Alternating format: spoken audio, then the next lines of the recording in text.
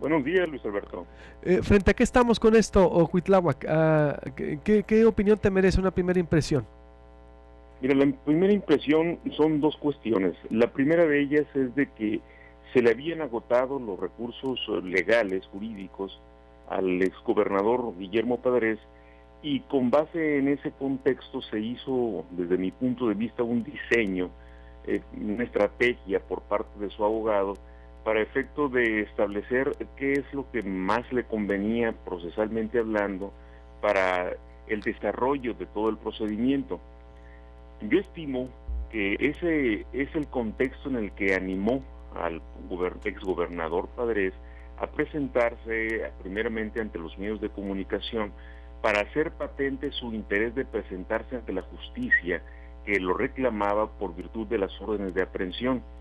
Eso deja un claro testimonio, esa intervención en la radio, un claro testimonio de su intención de presentarse, es decir, de no huir, y eso le va a servir no ahorita, sino más adelante, porque sería posible de que los delitos que están calificados como graves en el contexto de este procedimiento mixto que todavía le corresponde a las averiguaciones previas que se abrieron en su contra, le permitiría solicitar más adelante una audiencia en el cual, aplicando disposiciones de la nueva ley que rige los procedimientos penales, el Código Nacional de Procedimientos Penales, podría revisar el juez de la causa la medida cautelar de la prisión preventiva.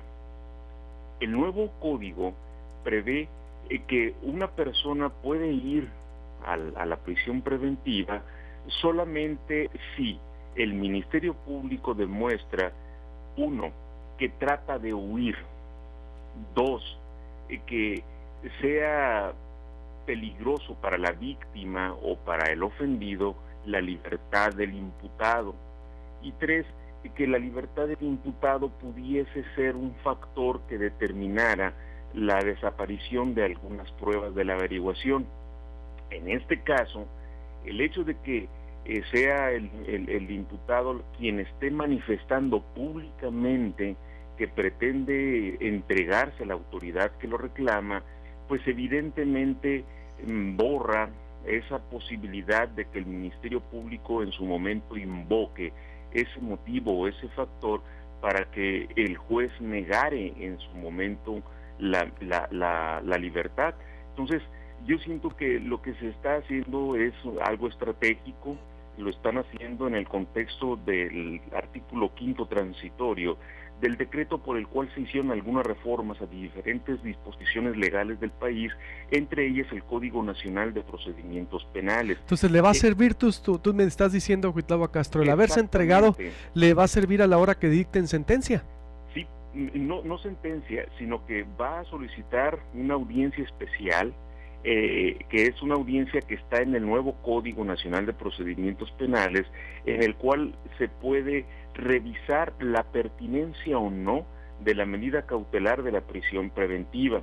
Eso mismo, Luis Alberto, fue lo que ocurrió en el caso particular del líder de la coordinadora, Rubén Núñez Gines, que en su momento también ante el juez octavo de distrito de procesos penales federales en la Ciudad de México, le hicieron una revisión de esa medida cautelar precisamente por el delito de uso de recursos de procedencia ilícita, que es un delito grave en el contexto de los procedimientos mixtos, es decir, de los Entonces, procedimientos anteriores. se entrega, pide audiencia especial y luego ¿qué sigue? ¿Cómo interpretar? A ver, entonces, se entrega, va a tener privilegio, podría, al entregarse Guillermo Padres, pudiera alcanzar la prisión preventiva, ¿me dices? Pudiera alcanzar la revisión de la prisión preventiva, por un lado, y como el juez tiene que revisar esos tres factores que comenté hace un momento, entre ellos el que la persona no pretenda huir, pues es evidente que si se está presentando, ese elemento ya no puede ser invocado por el Ministerio Público para pedir que se le niegue la libertad. Entonces, eso haría posible la libertad, que se revisara la libertad de él y que se le impusieran otro tipo de medidas en lugar de la prisión preventiva. Ándale. Entonces, al entregarse, se le aplica la nueva reforma penal y pudiera él entonces quedar en libertad, así en palabras llanas. Exactamente, quedar en libertad con alguna medida o medidas, podría ser una o varias. Eso mismo ocurrió, como te digo, con el caso del líder magisterial Rubén Núñez Gines, de tal manera que no es algo nuevo. Ese criterio de aplicar retroactivamente estas disposiciones se da mucho en los juzgados federales de la Ciudad de México y están arropados, como te estoy comentando, en el artículo 5º transitorio del decreto, en donde se publicaron algunas reformas. Es un decreto publicado en el Diario Oficial de la Federación el 17 de junio de 2016, de tal manera que estas cuestiones que ahorita estamos viendo nosotros no solamente son más que cuestiones de carácter de estrategia política, son de carácter de estrategia legal. Ahorita no se van a pronunciar en relación a ello, pero acuérdate de mí, dentro de un buen tiempo, incluso después de la resolución del plazo constitucional, seguramente se va a invocar la aplicación retroactiva de estas disposiciones del Código Nacional de Procedimientos Penales, para que esté en condiciones de que el juez revise la pertinencia o no de esa medida cautelar de la prisión preventiva. Entonces sería una estrategia hábil de que me entrego para alcanzar la libertad, es decir, en dado momento más adelante, es decir, ¿en cuánto se llevaría este proceso?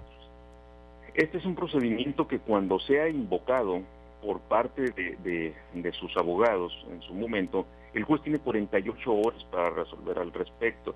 Se hace una audiencia y en esa audiencia el juez, con base en los principios de los juicios orales adversariales, debe de resolver si se le concede o no la modificación de la medida cautelar de prisión preventiva. Si es positiva la revisión y el juez puede cambiar la prisión preventiva por otro tipo de medidas. Por ejemplo, la presentación en cada cierto tiempo en el juzgado del proceso, una cantidad de garantía para que sea exhibida también, etcétera, etcétera, ¿no? Entonces, esas son medidas que el juez puede tomar a cambio de la prisión preventiva, y no obstante que el delito, como en el caso de uso de recursos de procedencia ilícita, es un delito grave en el contexto del anterior procedimiento, como en este caso la aplicación al imputado sería de forma favorable, una aplicación retroactiva, eso estaría permitido según los criterios del primer circuito, es decir, de los juzgados de la Ciudad de México, con base en ese artículo transitorio que te comento. Nada más, así rápido, dice ese artículo transitorio: tratándose, dice, de aquellas medidas privativas de libertad personal o de prisión preventiva que hubieran sido decretadas por mandamientos de autoridad judicial durante los procedimientos iniciados con base en la legislación procesal penal vigente con anterioridad a la entrada en vigor del sistema de justicia penal acusatorio adversarial, el imputado podrá solicitar al órgano jurisdiccional competente la revisión de dichas medidas para efecto de que el juez de la causa, en los términos de los artículos 153 a 171 del Código Nacional de Procedimientos Penales, habiéndose dado vista a las partes para que el Ministerio Público investigue y acredite lo conducente y efectuado la audiencia correspondiente, el órgano jurisdiccional, tomando en consideración la evaluación del riesgo, resuelva sobre la imposición, revisión, sustitución, modificación o cese en términos de las reglas previstas en el artículo 19 de la Constitución Política de los Estados Unidos Mexicanos, así como del Código Nacional de Procedimientos Penales. En caso de sustituir la medida cautelar, aplicará en lo conducente la vigilancia de los mismos en términos de los artículos 176 a 182 del citado código. Muy bien. Tengo que concluir, Cuitlahua, porque tengo que hacer un corte y ahorita voy a volver, de hecho, con el subprocurador, e incluso podemos volver a retomarte a las 7:20, Cuitlahua. Volvemos contigo ahorita, por favor. Muy bien. Gracias, Cuitlahua Castro. Corte, vuelvo Héctor Contreras y el subprocurador de la PGR para explicarme la detención del hijo y del caso Guillermo Padres. Después el jefe Diego, estoy por confirmar al dirigente nacional del PRI, ya estaba pactado, a ver, me dicen que sí o no, a ver, por lo pronto volvemos con el caso legal. Volvemos. Proyecto Puente regresa en breves instantes.